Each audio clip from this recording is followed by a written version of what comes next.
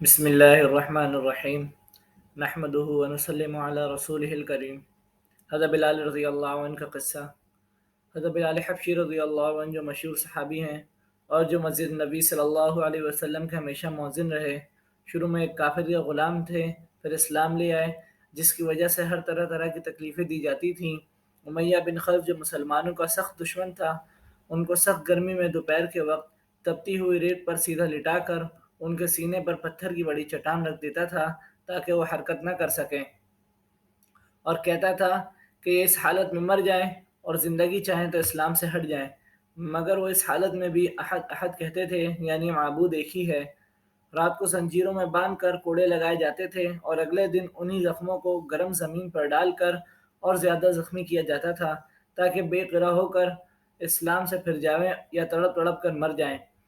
عذاب دینے والے اکتا جاتے، کبھی ابو جہل کا نمبر آتا، کبھی امیہ بن خلف کا اور کبھی اوروں کا، اور ہر شخص اسی کوشش کرتا کہ تکلیف دینے میں زور ختم کر دے۔ حضرت ابو بکر صدیق رضی اللہ عنہ نے انہیں اس حالت میں دیکھا تو خرید کر آزاد کر دیا۔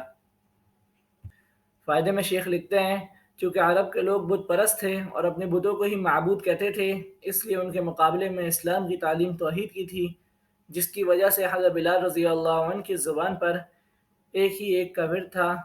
یہ تعلق اور عشق کی بات ہے کہ چھوٹی سے چھوٹی محبتوں میں دیکھتے ہیں کہ انسان کو جس سے محبت ہو جاتی ہے اسی کا نام لینے میں لطف آتا ہے، بے فائدہ اس کو رٹا جاتا ہے، تو اللہ کی محبت کا کیا کہنا جو دین اور دنیا دونوں جگہ کام آنے والی ہے۔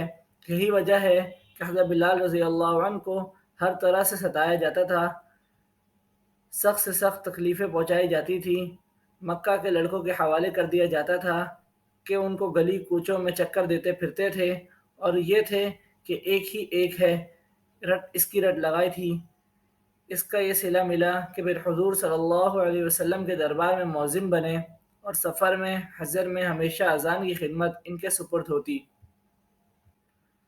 حضور صلی اللہ علیہ وسلم کے وصال کے بعد مدینہ طیبہ میں رہنا اور حضور صلی اللہ علیہ وسلم کی خالی جگہ کو دیکھنا مشکل ہو گیا، اس لیے ارادہ کیا کہ اپنی زندگی کے جو دن ہیں جہاد میں گزار دوں، اس لیے جہاد میں شرکت کی نیت سے چل دیے۔ پھر ایک عرصے تک مدینہ منورہ لوٹ کر نہیں آئے۔ ایک مرتبہ حضور صلی اللہ علیہ وسلم کی خواب میں زیارت کی۔ حضور صلی اللہ علیہ وسلم نے فرمایا، بلال یہ کیا ظلم ہے، ہمارے پاس کبھی نہیں آتے۔ تو آنکھ کھلنے پر مدینہ طیبہ حاضر ہوئے۔ حضرت حسن رضی اللہ عنہ، حضرت حسین رضی اللہ عنہ نے اذان کی فرمائش کی۔ لاڈلوں کی درخواست ایسی نہیں تھی کہ انکار کی گنجائش ہوتی۔ اذان کہنا شروع کی اور مدینہ میں حضور صلی اللہ علیہ وسلم کے زمانے کی اذان کانوں میں پڑی تو کوہرام مچ گیا اور عورتیں روتی ہوئی گھر سے نکل پڑیں۔ چند روز قیام کے بعد واپس ہوئے اور سن 6 ہجری کے قریب دمشق میں وصال ہوا۔